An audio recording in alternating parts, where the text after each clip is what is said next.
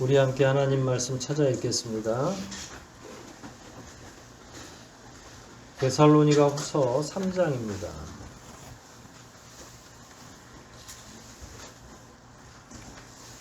데살로니가 후서 3장 4절과 5절 말씀 오늘 함께 읽고 공부하도록 하겠습니다.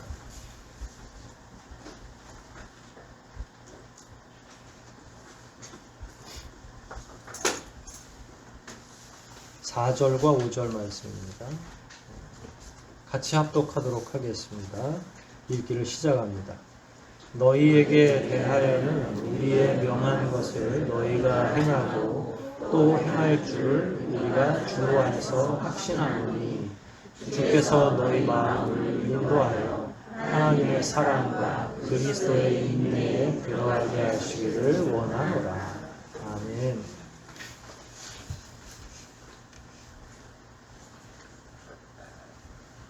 지난주에 우리 1절, 2절, 3절을 이야기했었죠. 여기에서 바울은 교인들에게 기도를 요청했습니다. 이런 내용들을 좀 기도해 주라. 근데 그 기도 요청한 핵심적인 내용들이 무엇인지 기억이 나십니까? 나시겠죠. 안 나시는 분들도 계실 거고. 하루속히 복음이 잘 전파될 수 있게 해달라. 1, 2, 3절 내용을 보면 복음이 다름질하여 영광스럽게 되고, 그러면서 동시에 무리하고 악한 자들에게서 바울의 일행을 좀 구원해 주고, 왜냐하면 그때 데살로니가까지 계속 유대인들의 잔당들이 쫓아오면서 바울을 죽이려고 했던 거, 그래서 더 베레아로 옮기고 여기저기로 옮겨 다니고 지금 결국은 그 지역에는 지금 가지도 못하고 편지로 혹은 사신으로 소식을 왕래하고 있는데, 합해 놓으면 자기들이 잘 보호받아서 복음을 잘 증거하고, 임박한 종말론에 의하면 주님이 언제 오실지 모르는데 오시기 전에 소아시아 지역이 쫙 복음화되면 좋겠다. 이런 게 바울의 기도 제목의 전부였죠. 오늘은 어떤 내용입니까? 5절을 포함하면 5절은 뭐라고 나왔어요? 주께서 너희 마음을 인도하여 하나님의 사랑과 그리스도의 인내에 들어가게 하시기를 원하노라. 원한다 라고 하는 건 기도하노라 라는 말이에요. 그러니까 이 본문은 오늘 제목처럼 4절과 5절은 바울의 기도가 되는 거죠. 1, 2, 3절은 교우들에게 요청했던 내용이고, 4절과 5절은 누구의 기도예요? 바울의 기도. 4절 먼저 살펴볼까요? 너희에 대하여는 우리의 명한 것을 너희가 행하고 또 행할 줄을 우리가 주 안에서 확신한다. 이게 참 바울 사도가 성격이 보통 사람이 아닌데, 추측을 해보면 굉장히 단정한 사람이고 명확한 사람이고, 근데 이런 말을 쓸 때는 두 가지. 하나는 성도들을 위한 격려의 배려. 그러니까 저 같으면 이제 지금은 제가 조금 유해지고 예전에 비해서는 하여간 그래요. 제가 30대 40대에는 면도칼도 안 들어간다고 막 이랬는데 지금은 이빨 빠진 호랑이 같은 느낌이에요. 근데 바울 같은 경우도 약간 그런 면이 있죠. 절대로 양보할 수 없는 그 무엇들이 있는데, 그럼에도 불구하고 끊임없이 바울은 또 격려할 줄도 알았어요. 성도들을 격려하고 위로하고, 참 그런 거 보면 바울은 대단히 좋은 목회자였던 것 같아요. 4절도 그런 의미들이 포함되어 있어요.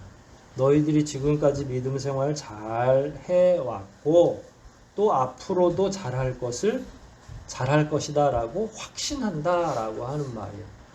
사실은 바울이, 우리 기억나시죠? 데살로니가 전서 배울 때 몇 주간 머물렀다고 그랬어요? 3주. 근데 뒤로 갈수록 3주 내내 진짜로 막 밤낮 없이 공부했을 것이다 라는 추측할 수 있는 본문들이 몇 개 있었잖아요. 그러니까 기간은 짧지만 엄청나게 최선을 다하고 그냥 불꽃처럼 일하다가 도망쳤죠. 유대인들이 하도 죽이려고 하고 할 일은 아직 남아 있으니까 잘할 것이다 라고 하는 확신, 또 지금까지도 잘했다라고 확신은 어디에서 온 거죠? 떠난 지가 지금 6개월 정도, 뭐 3개월에서 6개월 정도 된 건데 어떻게 알았을까요? 기억하시죠? 데살로니가 전서와 데살로니가 후서 사이에 간격이 있는데 그 사이에 누가 어디를 갔다 온 거예요? 네, 디모데가 데살로니가를 갔다 온 거죠. 가가지고 거기 교회에 유능한 야손이나 이런 사람들을 대화한 걸 만나서 대화도 하고 정보도 듣고 또 보통 평판도 조사라고 이야기하거든요. 전혀 모르는 음식점 가가지고 저기 교회 사람들은 잘 하고 있어요? 라고 묻는 그게 이제 평판도 조사예요. 지금은 뭐 그렇게 유치하게 하지 않지만 저는 꼭 유치하다고만 보진 않아요. 예전에는 목회자를 구할 때 평판도 조사를 했어요. 그러니까 목회자가 사는 지역에 가서 이제 초빙을 해야 되는데 A라는 교회에서 저 목사를 초빙하고 싶은데 사실은 설교만 들어서는 모르잖아요. 정말로 그렇거든요. 그러면 어떻게 알아봐야 돼요? 조금 전에 그 얘기예요. 평판도 조사를 하는데 장로나 집사님들이 동네에 가가지고 저기 저 3층에 사는 분 생활이 어떤지, 뭐 목회자인데 동네에서 어떻게 활동하고 계신지, 참 인품이 좋으신지. 옛날에는 지금처럼 아파트로 돼 있어가지고 막 서로 오가지 못하고 하는 게 아니라 옆집에서 뭐 숟가락 몇 개인지까지 아는 좀 과장법 섞어서요. 이럴 정도면 그 청빙위원회에서 목회자의 평판도를 조사하죠. 왜 조사하는 걸까요? 무슨 안기부처럼 그 사람을 못 살게 구려고 이렇게 하는 게 아니라 좋은 목회자, 선한 목회자, 생활 속에서도 평소에 인품과 인격을 가진 목회자를 선출하고 싶은 좋은 목적에 의해서 그렇게 하는 거죠. 바울도 그런 방법을 사용한 거예요. 왜냐하면 본인들이 정말로 화급을 다투면서 막 도망치면서 또 잠도 못 자고 사람들하고 계속 이야기하고, 그리고 처음 배우는데 우리 4살, 3살, 막 5살 그러면 엄마한테 질문이 엄청나잖아요. 이건 왜 그래요? 왜 그래요? 왜 그래요? 그리고 끊임없이 괴롭히는 것처럼 성도들도 목회자를 향해서 배우는 열정이 있는 사람들은, 사실은 대학교 1, 2학년 때 진짜 열정 있는 학생들은 그렇게 묻거든요. 끊임없이 선생을 괴롭히는 것처럼. 그러니까 그런 식의 교류들이 있었는데, 그럼 나중에는 지금 어떻게 됐나? 선생이 떠났는데 3주 동안 그렇게 막 열심히 했는데 떠난 다음에 어땠을까? 근데 궁금한 이유 중에 하나는 이 시대가 좋은 시기가 아니었기 때문에 그래요. 좋은 리더가, 예를 들어서 우리 교회는 걱정이 없어요. 사실은. 왜 없냐면 리더들이 세워졌기 때문에 걱정이 없어요. 장로님 계시죠? 안수 집사님 2분 계시죠? 뭐 번갈아 가면서 설교를 해도 가능하고, 무슨 문제가 있으면 3분이 기도하면서 여러분들과 의견을 나누실 거고, 전도사는 쓸데가 없고요. 사실은. 그런 면에서 가능한데, 예전에는 어땠겠어요?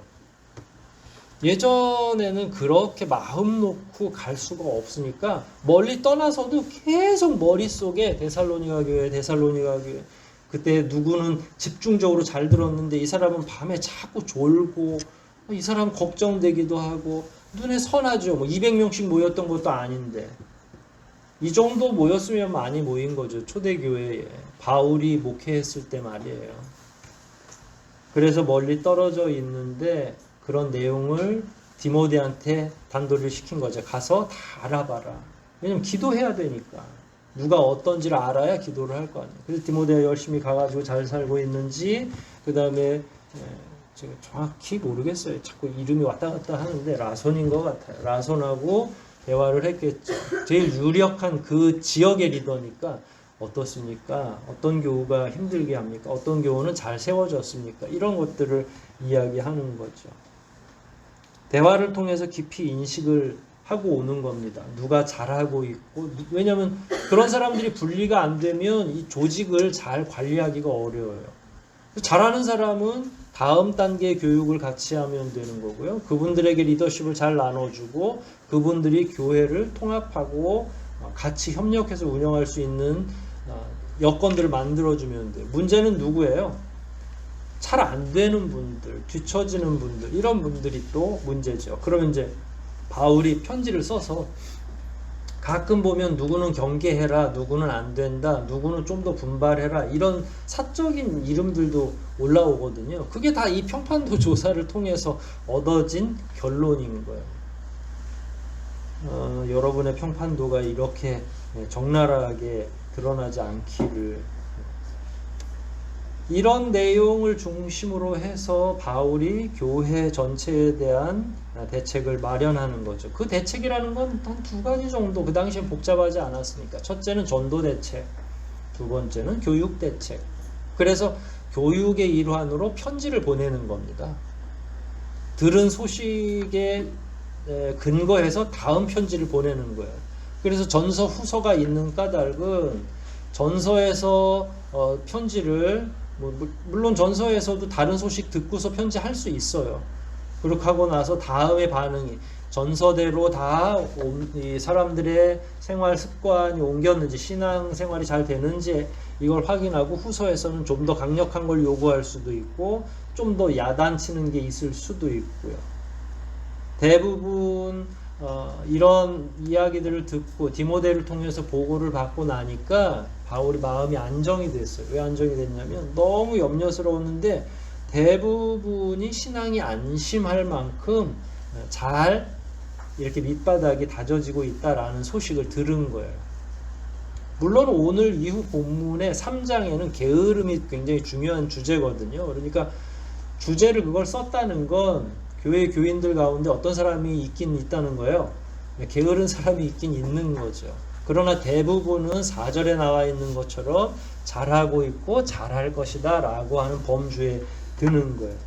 그 두 부류 모두에게 바울이 한편으로는 격려, 한편으로는 권면을 하는 게 오늘 본문이라고 생각하면 좋을 것 같아요.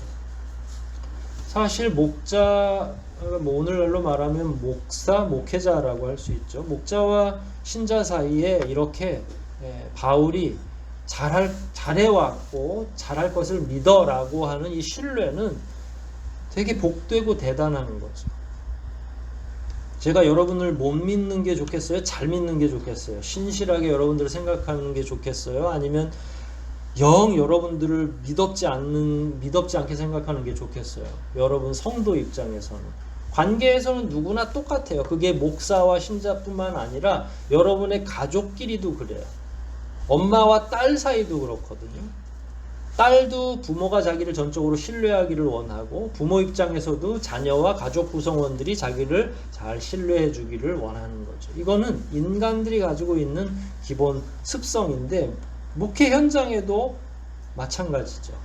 서로 신뢰하고 여러분은 정말 잘하고 계십니다. 근데 또 늘 칭찬만 하면 안 되잖아요. 그러면 이제 신뢰가 안 돼요. 왜냐면 목사님은 뭐 늘 좋대. 지금 또 어떤 사람은 자기 개인적으로 영적인 상황이 안 좋은데 목사님은 나랑 대화도 안 해보고 다 좋대. 나는 지금 죽을 판인데. 이렇게 생각할 수도 있잖아요. 그러니까 무조건 막 좋다고 입에 발린 소리로 이야기해서는 안 되고 대화하고 교제하고 지금 상황이 안 좋은 분들하고 상담도 하고 이런 결론에서 나와서 칭찬을 하고 격려하는 건 괜찮죠. 지금 그렇게 이야기를 하고 있는 거예요. 바울이. 물론 그 가운데 시험에 든 사람도 있죠. 관계에 있어서는 항상 시험에 듭니다. 그런데 제가 30년 정도 목회 현장에 있으면서 늘 느끼는 거지만 하나님은 우리에게 실망을 안겨주시지 않아요. 그럼 여러분들은 누구에게 실망하고 누구 때문에 시험에 들어요? 1순위가 누군 줄 아세요? 목사입니다. 설교도 마음에 안 들고 월급은 또 왜 이렇게 많이 받는지 하는 것도 없어 보이고 성도들의 마음에 그런 게 굉장히 많다는 거예요. 여태까지 보면. 그런데 설교할 때 꼭 늘 자기 자랑만 하는 것 같고, 저렇게 설교 준비하면 나도 하겠네 이렇게 하는 분들이 마음속에 굉장히 많이 있죠. 그렇게 그게 쌓이다 보면 어떻게 되겠어요? 네, 또 시험에 드는 거죠. 교회도 옆에 많고 저 옆에 큰 교회들도 있고, 이게 관계와 신뢰가 깨어지기 시작하면 이렇게 되는 거죠. 참 불행한 일이에요. 하나님이 아닌 사람에 의해서 실망을 하는데 결국은 나중에 목회자만 원망하는 게 아니라 하나님 원망까지도 해요. 하나님은 어쩌자고 저런 사람을 목사로 세웠나, 집사로 세웠나, 저런 사람이 어떻게 권상가, 이런 말들을 많이 하죠. 초신자들이 초신자에게 실망해서 교회를 나가는 경우는 거의 없습니다. 오랫동안 신앙생활을 했던 사람들이 꼭 직분자에게 시험을 들거나, 그 대상이 목회자가 제일 많다고 했죠. 그런데 이렇게 관계가 신뢰가 안 되고, 당신들은 정말 잘하고 있습니다 라고 하는 신뢰가 아니라 서로 갈등 관계에 있고 신뢰가 깨어지면, 그렇게 해서 관계가 만약에 파괴가 되면 그런 분들은 요즘에 많이 쓰죠. 그 안에 나쁜 기억이 있어서, 트라우마가 있어서 신앙생활을 예전처럼 주님을 첫사랑하던 때처럼 행복하게 신앙생활을 하지 못해요. 그 회복하는 데에는 제가 예를 드는데, 신앙을 세우는 데는 5년, 10년이 걸리지만 무너지는 데는 한두 번에 한마디, 두마디 때문에 사람들의 마음이 상처를 받아요. 근데 그 무너진 걸 다시 회복하려면 10년이 아니라 20년도 더 걸려요. 일단은 교회에 오자고 해도 오지 않는 거죠. 그러니까 바울과 데살로니가 교회 사이의 신뢰 문제를 지금 계속 이야기하고 있는 거예요. 그게 아름답고 복이라는 거죠. 저 싫어서 떠난 분들도 꽤 되죠. 우리 교회 지금까지 다 남아있으면 100명 넘어요. 하도 제가 못되게 굴고 막 이러니까 여기서 버티시지를 못하고 떠났는데 다 제 잘못이에요. 알고 보면 제가 여유롭지도 못하고 되게 지잘난 맛에 사는 그런 목자이기 때문에 그랬던 것 같아요. 그럼에도 불구하고 변명의 여지가 없죠. 왜냐하면 목자와 여기 계시는 모든 분들은 하나님을 투영하는 거울이어야 되는 거죠. 그러니까 목사한테 실망을 하는 이유 중에 하나는 사람들이 누굴 통해서 하나님을 보기 때문에 그래요. 목사를 통해서 하나님을 보기 때문에 목사가 잘못하면 신앙이 다 무너지는 거예요. 그렇게 안 가르쳐도 꼭 그렇게 되더라고요. 제가 하는 말 중에 많은 말이 저를 믿지 말라고 늘 이야기하잖아요. 그러면 또 사람들이 우리 목사님은 겸손도 하시지, 그러고 더 믿어요. 믿지 말라고 하는데 그건 진심이었는데. 그래야 저 때문에 실망을 안 할 거 아니에요. 여간 실망하는 일이 있어도 또 혹시 또 그런 일이 생기면 사람이 다 그렇지 뭐 요 정도로 반응하세요. 제발. 그것 때문에 하나님을 포기하는 일은 참 어리석고 바보 같은 일인데, 그걸 언제 하냐면 50년, 60년 살아야 또 그게 그때서야 비로소 그때는 내가 왜 이렇게 날카로웠는지. 근데 다시 돌아와서 또 질문해도 그건 아무튼 목사 잘못이다. 교우들이 그렇게 실망을 받도록 한 원흉은 목사다. 근데 바울은 그런 면에서 계속 교우들의 상태를 판단한 거예요. 진짜 믿음이 있는지 없는지. 그래서 타인에게 실망을 주어서는 안 되는 리더들이 있는가 하면, 또 한편으로는 실망한다고 해서 하나님을 떠나도 안 되는 거죠. 요거 하나만 기억해 주십시오. 누구나 연약하다. 목사들이라고 해서 천국에서 천사 역할 하다가 태어난 게 아니에요. 누구나 실수한다. 결론은 사람 보고 믿으면 안 된다라는 거예요. 신앙은 두 가지의 관계가 깊어져야 됩니다. 사람과 사람 사이의 관계. 그러나 그건 여러분의 신앙 가운데 10%도 아니에요. 물론 때로는 그런 친구 덕분에 더 오래 생활할 수도 있는 거예요. 가장 중요한 건 여러분 개인과 하나님 사이의 관계예요. 저는 그게 계속 재점검되기를 원하는 거죠. 제가 코로나 이 바이러스가 전파되면서 처음에 그 부분을 염려를 했어요. 우리 교우들이 결국은 저하고의 문제가 아니라, 왜냐하면 뭐 교회야 뭐 많이 있으니까 이분들이 신앙을 떠나면 어떻게 하지? 근데 그건 하나님과의 관계고, 이분들이 진짜 그동안의 믿음이 심지가 있어야 되는데, 근데 그 심지는 저를 향한 심지가 아니라 하나님과 여러분 사이의 관계잖아요. 그것 때문에 거의 한 달 넘게를 고민했던 것 같아요. 초창기에 이거 영상으로 해가지고 큰일 나겠는데 어떻게 하지. 그런데 참 다행인 건, 저는 바울처럼 여러분들을 칭찬해주고 싶은 거죠. 그래도 우리 교인들이 실력이 있구나, 자기 신앙에 실력이 있구나, 다 알아서 또 할 몫을 하시더라고요. 저는 교회 이 건물과 교회의 재정과 이 걱정이 하나도 안 되는데, 교우들이 전화만 하면 교회는 어떡하죠? 다 염려하셔요. 정말로 그러셨어요. 그러니까 그 다음부터 제가 염려를 안 했죠. 우리 교우들은 뭐 별다른 생각을 안 하고 있구나, 이런 어려움이 있는 거는 인지하지만, 교회를 떠난다거나 뭐 진짜 이건 하나님의 섭리 가운데 있는 코로나 사태니까 목사가 잘못한 건 아니잖아요. 그러니까 이건 하나님의 뜻이 있으시겠구나 하면서 참는 거죠. 대신 이제 저가 원망의 대상이 아니라 이제 대통령이 원망의 대상이거나, 다행히 그렇게 된 거죠. 그러나 저는 여러분들이 정말로 잘 견디고 인내해 주시고 또 교회를 위해서 기도해 주신 건 너무 감사를 드린 거죠. 그게 4절이에요. 그래서 저는 앞으로도 여러분이 이 교회를 위해서 굳건하게 믿음 잘 지키면서 끝까지 기도하실 분들이라는 걸 확신하게 됩니다. 자기 믿음은 자기가 책임지는 거예요. 제가 그래서 늘 저한테 기도 요청하는 분들한테 그렇게 한마디 꼭 합니다. 안 해도 되는 말이에요, 사실은. 집사님, 제 기도보다 누구 기도가 중요하다고 얘기해요. 집사님 기도가 더 중요해요. 당사자가 하나님께 얼마나 애절한, 간절한, 정말로 심장이 막 뒤틀릴 정도로 간절함을 가지고 있느냐가 기도 해결에, 기도의 그 원인 문제들을 해결할 수 있는데 가장 중요한 열쇠예요. 그래서 해결이 되시더라고요. 그러면 또 저한테 감사하다고 그래요. 자기가 기도해놓고. 이 말의 요는 여러분들의 기도예요. 여러분들의 관계인 거예요. 제가 냉정하게 표현하는 게 아니라 그게 제일 중요하더라. 그래야 교회나 혹은 그 교회 당과 하늘소망교회라는 이런 개교회와 혹은 여기에 있는 몇몇 사람이 싫다 하더라도, 나랑 잘 안 맞는다 하더라도 끝까지 교회를 지키고 하나님을 지킬 수 있는 힘이 나오는 거죠.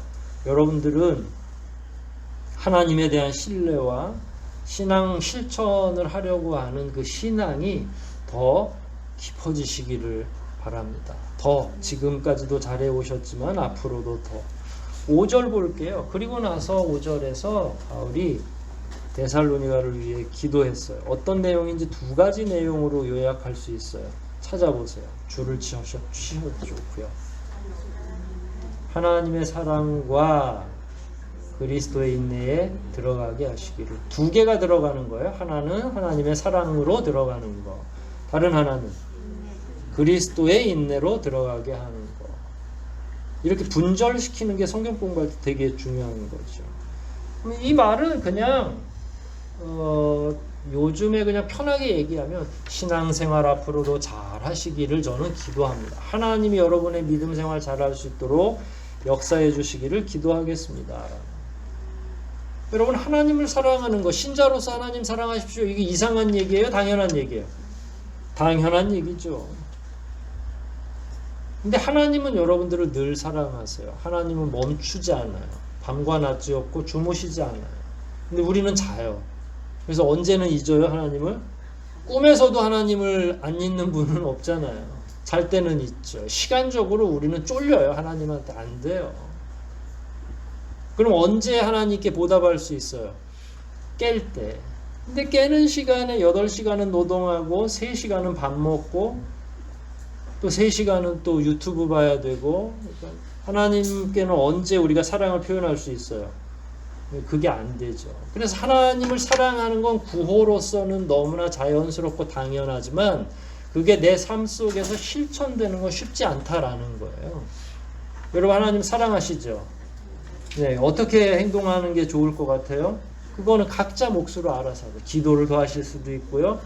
잔잔히 말씀을 읽을 수도 있고요. 그 중에 하나를 마음에 품고 일주일 내내 말씀 안에서 살아갈 수도 있고요. 가난한 자를 도울 수도 있고요. 연약한 자들에게 성경을 알려줄 수도 있고요. 교사로 봉사할 수도 있고 찬양팀을 할 수도 있고 뭐 다양한 방식으로 하나님은 영광 받으세요. 설사 우리가 힘 하나도 없고 침대에 누워있을 정도의 기력이 쇠한 사람이라도 하나님이 받아주신다. 그의 영혼, 그의 심령을. 근데 이 당시에는 더 어려웠어요. 하나님의 사랑을 증명하기가. 왜 어려웠을까요? 배경을 잘 생각해 보세요. 이게 지금 좋은 시절이에요? 쫓겨다니는 시절이에요? 네. 하나님 사랑하려면 뭘 걸어야 돼요? 네, 그게 문제인 거죠. 우린 한 서너 시간, 한 30분만 좀 신경 써도 아이고 경건생활 잘 하셨습니다. 성경을 다 읽고 왔네. 우리 이제 아이들하고 칭찬하고 그러잖아요. 여러분들이 막 하루에 3장씩 그래가지고 일주일에 뭐 한 25장 읽어오면 막 목사님이 엄청 칭찬해 줄 수 있죠. 성경을 읽어오네. 그런데 그 당시에는 목숨을 걸은 거지. 우리는 성경만 읽어도 엄청나게 칭찬받는 그런 좋은 시대에 살고 있는데. 근데 우린 그것도 잘 안 되고. 하나님을 사랑하십시오 라고 하는 이 권면은 참 스승으로서 자기의 제자들에게 하기가 어려운 거예요. 마음이 아픈 거죠. 왜냐하면 하나님 사랑하는 거 자꾸 드러나면 어떻게 돼요? 위험하잖아요. 갇히거나 죽거나. 하나님 사랑한다는 게 그런 의미가 있는 거예요. 다른 무엇인가를 포기해야만 하나님의 영역이 넓혀지는 거죠. 우린 예전에 대학생 시절에 딱 그런 거 배웠는데 여기 이제 의자를 그려놔요. 자연인, 죄인은 이 의자에 누가 딱 자리하고 있냐면 사탄까지는 아니고 사탄의 하수인인 욕망에 가득 찬 내가 앉아요. 내가 나의 주인이에요. 근데 예수를 믿으면 그 의자, 내 마음속의 의자에 누가 앉아 계셔야 돼요? 주님이 앉아 계셔야 되는 거죠. 그걸 다 도려내기가 쉬워요, 어려워요? 나의 욕망을 줄이고 주님을 사랑하는 그 열망이 늘어난다는 게 쉽지 않거든요. 근데 이렇게 좋지 않은 시대에 하나님을 사랑하는 건 바울로서도 마음이 아픈 거죠. 자기도 지금 언제 죽을지 모르고 쫓겨다니고 있는데 하나님을 잊지 마시고 사랑하십시오 라고 하는 건 위험을 감수하셔야 돼요 라고 요청하는 것과 동일한 이야기잖아요. 분명히. 그리고 실제로 이때부터 300년 동안 수많은 사람이 감옥에 갇히고 고문당하고 죽었거든요. 그게 다 바울이 시켜서 죽은 거예요. 초창기에 사도들이 시켜서. 근데 사도들이 그냥 시킨 게 아니라 자기들도 죽으면서 시킨 거예요. 제자도가 원래 그런 거잖아요. 스승이 죽으면서 그렇게 믿음을 보였는데 제자들이 뺀질거리고 안 할 수가 없잖아요. 목숨을 다해서 믿음 생활을 하는 거, 그걸 일컬어서 바울이 오늘 본문에는 편하게 얘기한 거죠. 하나님을 사랑하는데 좀 너네들이 깊이 들어갔으면 좋겠어. 오늘날은 그렇지 않죠. 사실 우리나라도 그런 역사가 있었죠. 신사 참배하고 할 때 목사님들이 한자로 일사가고 한 번 죽는다, 한 번은 죽지. 사람이 한 번 죽지 2번 죽냐, 이런 의미예요. 그 각오를 하고 신사 참배를 거절한 거예요. 우리 강권사님도 여기 계시고 6.25 때도 마찬가지죠. 하나님을 사랑하기가 오늘날처럼 쉬운 시대가 없죠. 찬송 부르고 성경 20장만 읽어오면 목사님이 참 잘했어요 도장을 찍어줄 정도인데 그걸 하나님을 사랑한다고 저는 인정을 해줄 건데 얼마나 편한 시대에 우리가 신앙생활을 하고 있는 거예요. 적어도 그럼에도 불구하고 하나님을 사랑한다는 게 이 당시 어떤 의미였는지 정도는 알고서 우리가 성경을 읽는 게 필요하겠다. 여러분은 뭘 버릴 수 있겠어요? 고민해 보세요. 뭘 버리고 하나님을 선택할 수 있죠? 남편하고 사이가 안 좋으니까 남편 정도, 자식은 버릴 수 없고.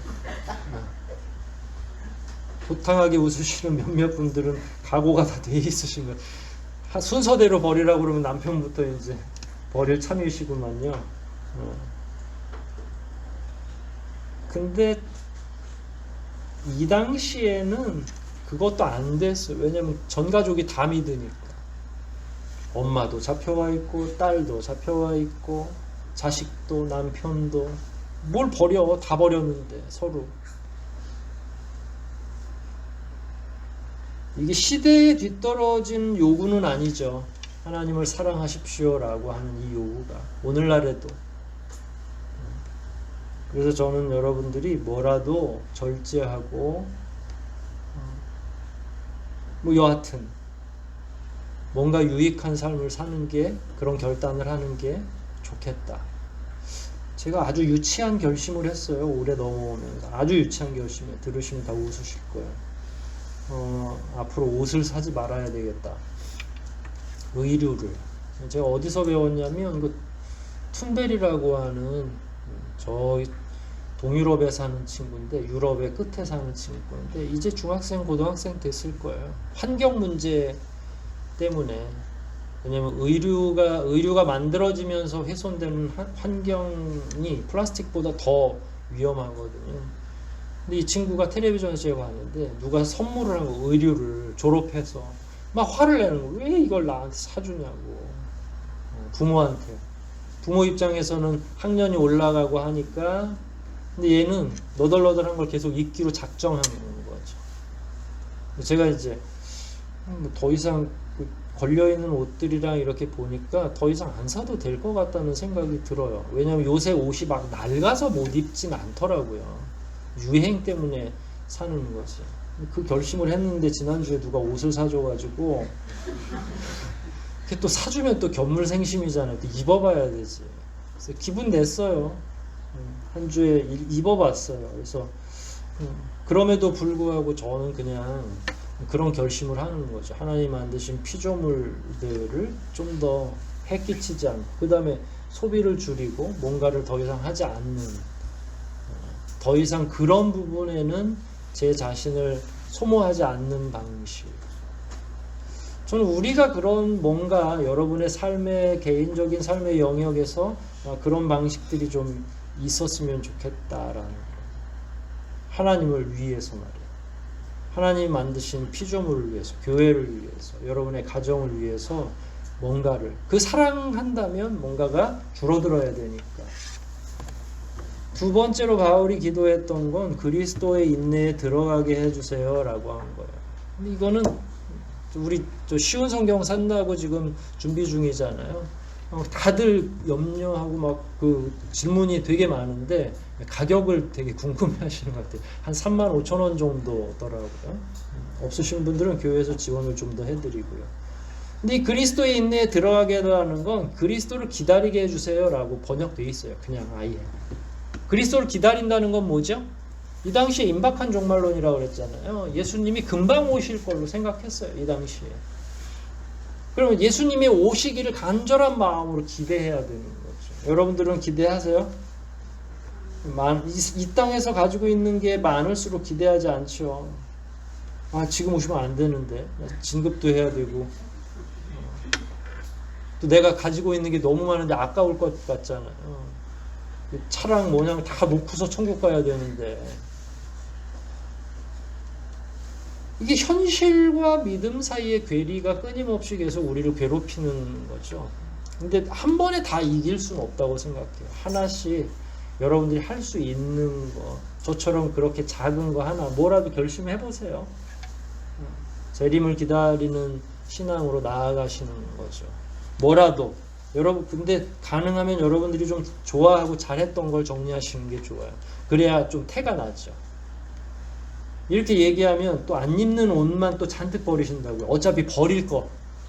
그런 거 말고 여러분들이 생각할 때 하나님을 사랑하는 정도의 규모와 내가 그동안 아꼈던 거와 좀 비등해야 하나님께 얘기가 가능할 거 아니에요. 지난주에 내가 버리려고 다 준비했던 거 버리는 건 정리가 아니잖아요.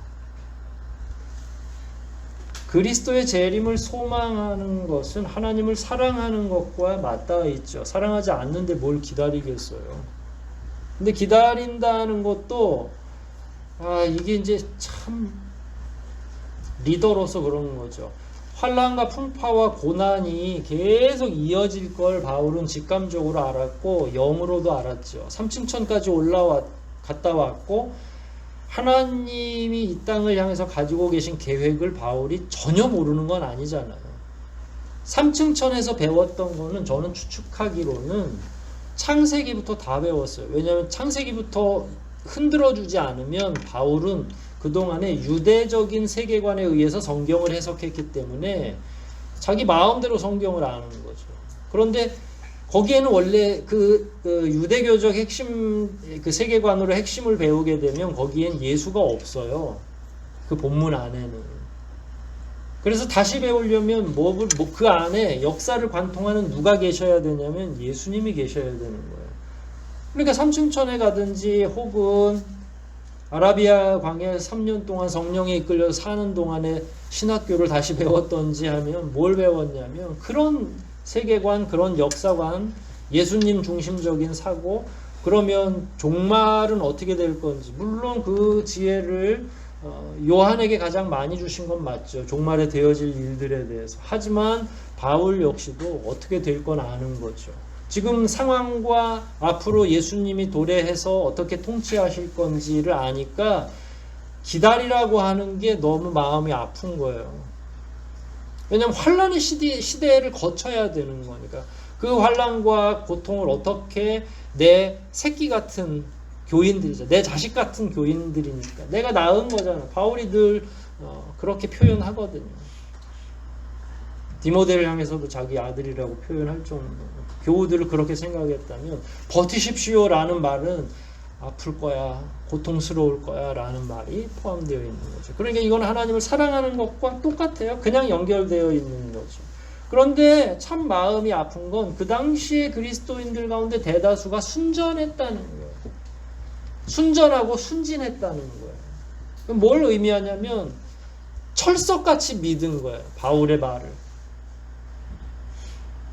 참 이게 슬픈 거죠. 좀 안 믿고 뺀질거리고 그래야 덜 죽는데 바울이 한 말을 고지고대로 믿으니까 진짜 하나님을 사랑한 거예요.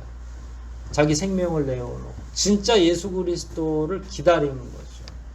오죽하면 요한도 마지막에 계시록 마지막에 주 예수여 오시옵소서 이렇게 이야기해요. 속히 오시옵소서라고 얘기를 했겠어요. 간절한 마음으로 이 고통의 사슬을 끊을 수 있는 분이 그분이니까. 그러니까 기다리라고 하는 말을 충직한 신하로서 기다리죠. 그럼 기다리는 동안에는 어떻게 살았겠어요? 그냥 제자들이 받는 환난과 그 엄청난 폭력을 다 같이 견디는 거예요. 고문을 가하면 그 고문을 가하는 대로 말했잖아요. 베드로는 거꾸로 십자가에 못 박혀서 아마도 어딘가에 가로등으로 사용됐을 거예요. 사람을 불태워가지고 밤에 매달아 놨다고 하니까 끔찍하죠. 그 당시에 그러면 제자들 12만 그렇게 됐겠어요? 그를 따르는 많은 사람들이 순교의 현장에서 죽은 거죠. 결국은 환난 앞에서 순전하니까 하나님을 신뢰하고 제자를 신뢰하고 하나님을 사랑하고 말씀을 사랑하니까 결국은 환난 앞에서도 믿음을 지키면서 살았던 거예요. 여러분, 하나님을 사랑하십시오. 예수 그리스도가 오실 때까지 인내하십시오. 이거는 구호가 아니에요.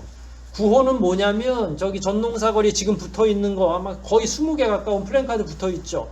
뭐 저대로만 되면 전농동 뭐 아니라 대한민국 다 살기 좋을 것 같아요. 전 양반들 다 당선시켰으면 좋겠어. 그냥 한두 명씩 말고. 왜냐면 하겠다는 일들이 너무 좋으니까. 근데 그건 구호잖아요. 제가 얘기했죠. 인기 드라마나 이런 사람들이 이제 DJ를 맡게 되면 DJ가 이제 마지막 멘트를 하죠. 밤에 이렇게 하면. 그럼 뭐라고 마지막 멘트는 잘 자요 뭐든지 다 하는데 자기의 청취자들에게 사랑합니다 이렇게 얘기를 하더라고요. 안 믿어요. 그게 무슨 사랑이야. 그냥 그건 멘트지. 자기에게 하라고 하는 멘트. 근데 하나님을 사랑하는 것, 예수를 인내함으로 기다리는 것은 구호가 아니죠. 구호로 되면 안 돼요. 그건 우리도 그냥 거짓말 잘하는 정치인 같이 되는 거죠. 여러분 오늘 말씀을 어떻게 들으셨습니까? 바울이 이렇게 이야기하는 거. 저는 고민이 자꾸 깊어져요. 다행히 이제 뭐 제가 뭐 계속 여러분들을 끝까지 책임지지 않아도 될 시간이 자꾸 오니까. 근데 젊은 목회자가 이 시대에 목회를 할 걸 상상을 해보면 쉽지 않겠다. 왜냐하면 뭐 MZ세대라고 해서, 물론 우리는 MZ세대가 있는지 모르겠어요. 요즘 젊은 친구들은 목회자가 강력하게 권고하는 걸 원치 않아. 강압적으로 이야기하면 그걸 속박이라고 생각해요. 신앙도 선택이라고 생각합니다. 할 수도 있고 하지 않을 수도 있고. 우리 교회 청년들은 뭐 그나마 아주 벌써 한 20년 전부터 특별한 훈련들을 받고 잔뼈가 굵어서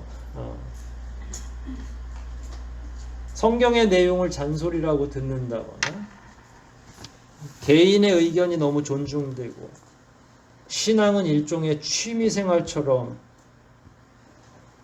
인식되기도 하고. 그러나 마지막인데 기억하십시오.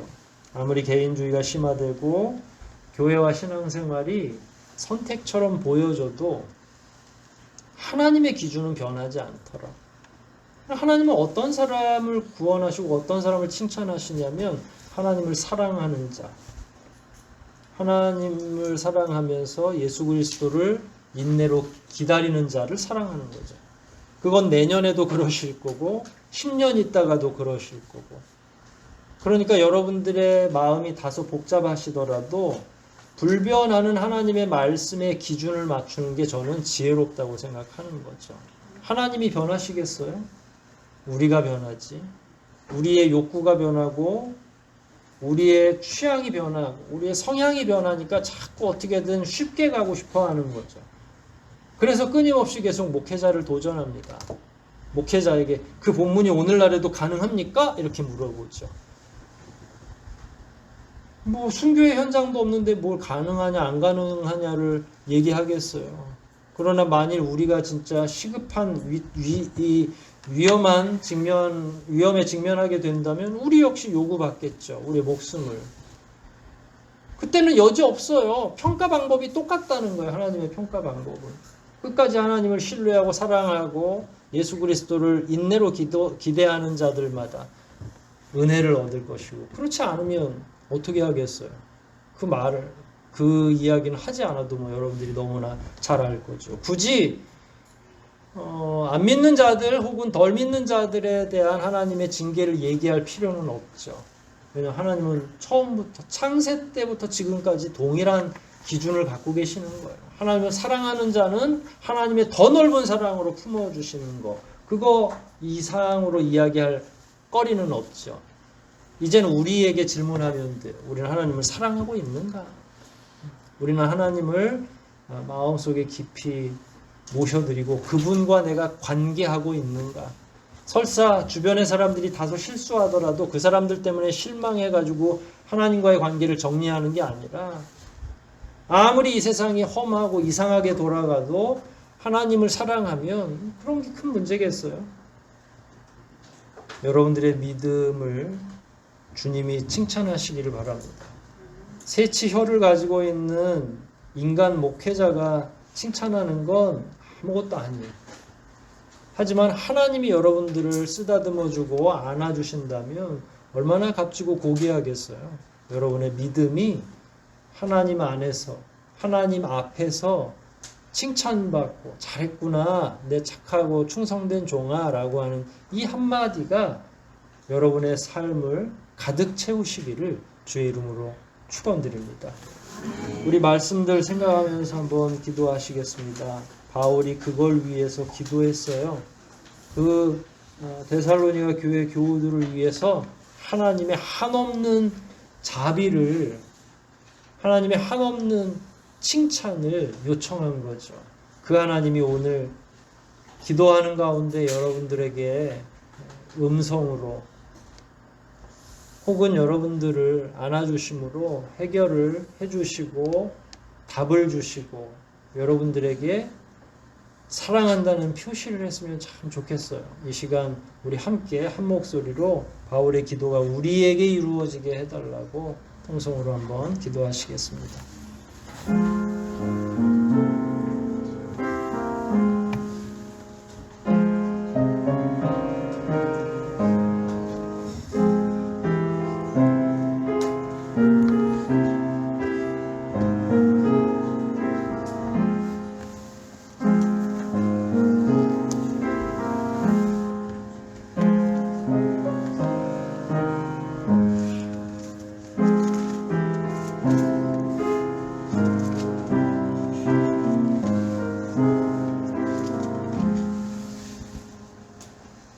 하나님,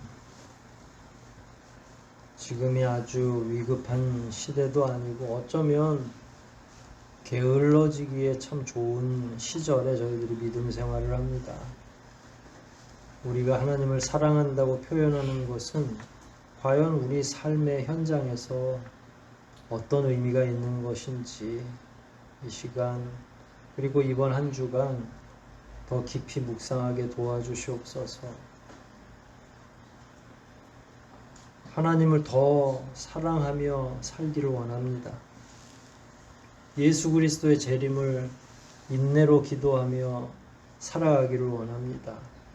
저희에게 합당한 믿음을 주시고 그동안도 그런 자세로 살아왔사온데 하나님께서 저희들을 안아주시고 칭찬해 주시고 위로해 주시고 앞으로의 길도 인도해 주시옵소서. 이 교회도 그렇게 성장해 나가기를 원합니다. 우리 교우들의 피와 땀이 서려 있는 하늘소망교회, 그들의 노력이, 그들의 젊음이 이곳에 있는 것을 하나님 아버지께서 아시지 않사옵나이까.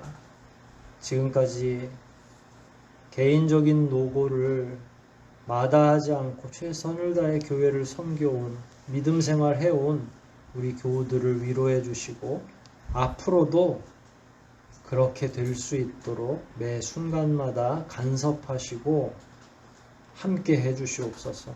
모든 것 주님께 의탁하오며 우리를 구원하신 예수 그리스도 이름 받들어 감사하며 기도하옵나이다. 아멘.